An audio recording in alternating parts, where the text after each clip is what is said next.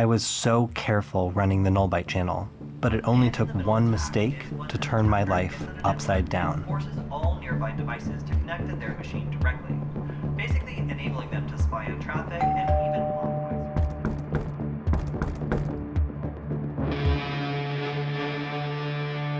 When they found me, I knew my old life was over. It wasn't safe for me, and I had to run. I would have to stay hidden, even from the Bytes. Off the grid and on the move, waiting for a reason to return.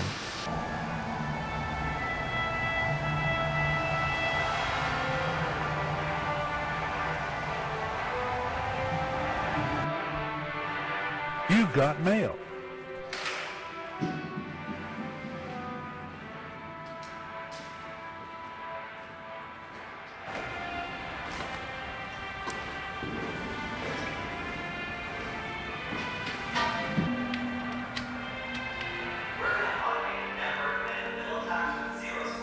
This guy is awesome. Is my boy in jail or something? No We gimmick. got 11 Easy to months follow without instructions. content. Man, Anyone got what happened to this answers? channel? This No recent is a uploads now? You certified guys really hood helped me cope? classic. Where are you? Miss you, my friend.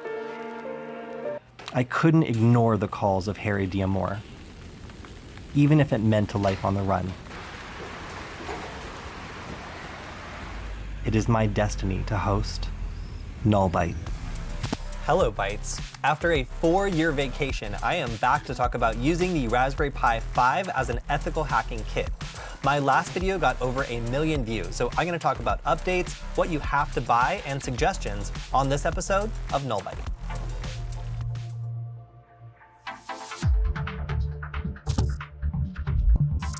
In my last Null Byte episode covering the Raspberry Pi, I recommended the Raspberry Pi 3B Plus as an ethical hacking platform, mostly due to the fact that it has a built-in Wi-Fi card that allows for Wi-Fi hacking.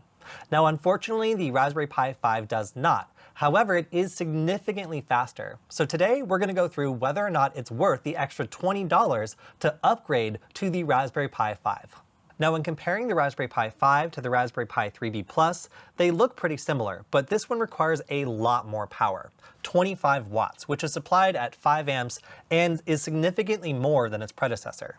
It packs a Broadcom BCM2712 and a 2.4 GHz quad-core processor, which is going to be a lot faster at various things like Wi-Fi password cracking, for example, which I would not have recommended on the Raspberry Pi 3B Plus. The Raspberry Pi 5's memory comes in 2 different flavors, 4 and 8 gigabytes, and unfortunately the wireless card on it is very similar to the Raspberry Pi 4, which I noted does not support Wi-Fi hacking out of the box. That means that we get dual band 802.11 AC Wi-Fi, Bluetooth 5.0 and BLE, and gigabit Ethernet with PoE Plus support, and unfortunately no built-in support for Wi-Fi hacking. Now, in addition, for that extra $20, you also get a built-in real-time clock, UART header, FPC connector, PCI Express power on and off button, which is a nice touch, twice as fast SD card slot, narrow-ass cables you're going to need an adapter for in order to use any camera module, and they got rid of the 3.5mm audio jack. However, there are 2 4K displays out at 60 Hz via this cursed as hell micro HDMI output. The Raspberry Pi 5 is 3 to 4 times faster than the Raspberry Pi 3B Plus. However, if you use it without a heatsink or a fan, you're going to notice that it starts slowing down in about 15 seconds, and after 5 minutes, completely thermally throttles itself. I'm on fire! Okay. It's all right, you're not on fire! I knew it, you're lying! Because of that, you are absolutely going to need an appropriate power supply and an active cooling system, not just a heatsink. If you're looking for a kit that includes all these things, I recommend one of these CanaKit bundles, which includes a Raspberry Pi 5 micro SD card, case with active fan, heatsink, power supply, SD card reader, and a set of 2 of these cursed micro HDMI cables. Since getting the Raspberry Pi 5, I've put together my own ethical hacking kit, and I want to share with you the different add-ons that I've found supercharge this into an excellent beginner ethical hacking kit. First up, I have a keyboard, and this keyboard makes it so it's easy to communicate with the device, works over Bluetooth, and also 2.4 gigahertz with a little candy USB stick that goes into the Raspberry Pi 5. I also have a software-defined radio kit, so I got this off AliExpress for about $15. So if you want to get started with software-defined radio, then I highly recommend these RTL SDR dongles, as they add a lot to the Raspberry Pi's performance. I also mentioned that this does not support Wi-Fi hacking, so I have two of my favorite 2.4 and 5 gigahertz Wi-Fi hacking antennas here, ready to go just in case I want to add an antenna that supports this, which of course I do. I recommend these Alpha Wireless and Panda Wireless wireless network adapters, as they allow us to do all the Wi-Fi hacking we want, and of course either an omnidirectional or directional antenna to make sure the signal really reaches out there and touches whatever network we have permission to test. Last up, if I want to work with microcontrollers, then I can do things like join Meshtastic and control these cool little Meshtastic capable nodes, which are hosted on a nugget over USB or Bluetooth. So these are really great if you want to get into mesh networking and send messages from your Raspberry Pi to a mesh network. And of course, if you're interested in this design, you can find it at retia.io. My favorite Raspberry Pi 5 based ethical hacking build is this PDW, or personal defense weapon, that I put together in order to make sure I could do all the fun Wi-Fi hacking stuff I want to do on the Raspberry Pi on the go. The ingredients for this are a TFT touchscreen, an aluminum case, fan, keyboard, and an Alpha wireless network adapter. And this build allows me to go anywhere and be able to do all the fun Wi-Fi hacking things that Kali Linux can do without needing to worry about bringing any infrastructure or connecting via some weird protocol. Now, the one thing I'll say is this does not have a battery, and as a result, you should be aware that you need to bring a battery pack in order to make this all work. Another ethical hacking kit I recommend based on the Raspberry Pi 5 is the Radio Hunter. This build allows you to combine the previous build with a directional antenna and uninterruptible power supply, allowing us to create a portable signal hunter for a long-range signal hunting kit. The uninterruptible power supply uses two 18650 batteries to give power on the go or to survive power disruptions, and you can use this to track down all sorts of signals, unknown devices, or to find out who is stealing your Wi-Fi. With its long-range Wi-Fi targeting and Wireshark on the go, it can find out exactly who is deauthing your Wi-Fi network in minutes. My final recommended kit for the Raspberry Pi 5 is the Off-Grid Signals Intelligence Kit. By building on the previous kit, we get this sexy brick of a Raspberry Pi, which includes a software-defined radio and Meshtastic device combined with an uninterruptible power supply.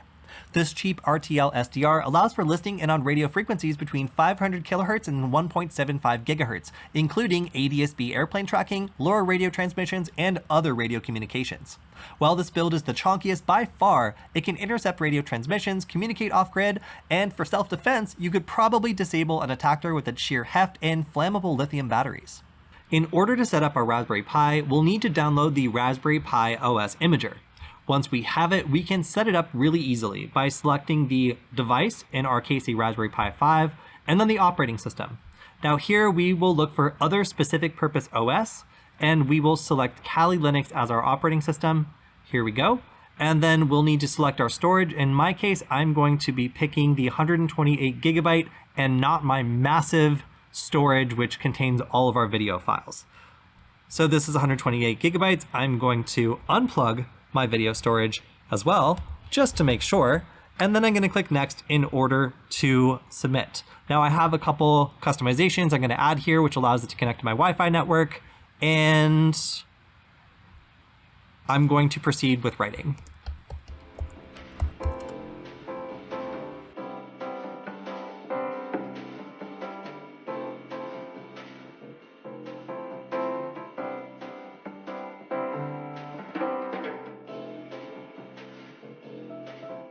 All right, there we go, and we have flashed to the card. Now I'm going to cancel verify because cool hackers never verify, and running a corrupted operating system is a great way to spend your weekend. So as a result, we now have this SD card flashed with Kali Linux. We're going to plug it in, get set up, and see exactly how fast it is compared to our Raspberry Pi 3B+. If you're seeing this, then it means that your Raspberry Pi was successfully flashed with Kali Linux. It's going to start up and we'll be able to log in with the default password and get started hacking. When you run your Raspberry Pi for the first time after flashing it, it's going to do a bunch of cleanup tasks such as resizing the root partition to take advantage of the full SD card. Go ahead and let it do this and just realize it's not going to take this long to start up every time. All right, I'm going to try to log in with the default password of Kali.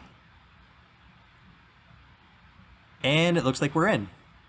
Now, because Kali Linux has most of these things already installed, I'm going to go ahead and try this head-to-head with the Raspberry Pi 3B Plus and see if that extra cracking power is really worth it when it comes to the Raspberry Pi 5. We're going to use the Wi-Fi hacking tool, select the same network, and see whether or not we can crack the password and exactly how long it's going to take. All right, first I'm going to just go ahead and see if Kali Linux already has this installed. I'm going to say sudo Wi-Fi. I'm going to select the second wireless network adapter since I know that the first one doesn't support monitor mode. And here we can see a bunch of different networks that I'm going to try to attack. Okay, after a little bit, I'm going to go ahead and press Control-C. This will allow me to select any of the networks that I want to try attacking. And in this case, I'm going to select number 2, Testy. The next step here is for it to deauthenticate the subject and try to get a Wi-Fi handshake. After it gets the Wi-Fi handshake, we'll be able to see what the difference is between the Raspberry Pi 5's supposedly accelerated cryptographic performance. Okay, here we go. We got a Wi-Fi handshake and now we're off to the races. Let's take a look and see exactly how long it takes us to get through this Wi-Fi handshake list. All right, we were able to see from these results that while both Raspberry Pis were able to get the password, the standard of the Raspberry Pi 5 being 2 to 3, even 4 times faster than the old Raspberry Pi 3B Plus seems to be true here. And we were able to get a dramatically better result from the Raspberry Pi 5, meaning if you are trying to do Wi-Fi cracking, then maybe the Raspberry Pi 5 has something for you.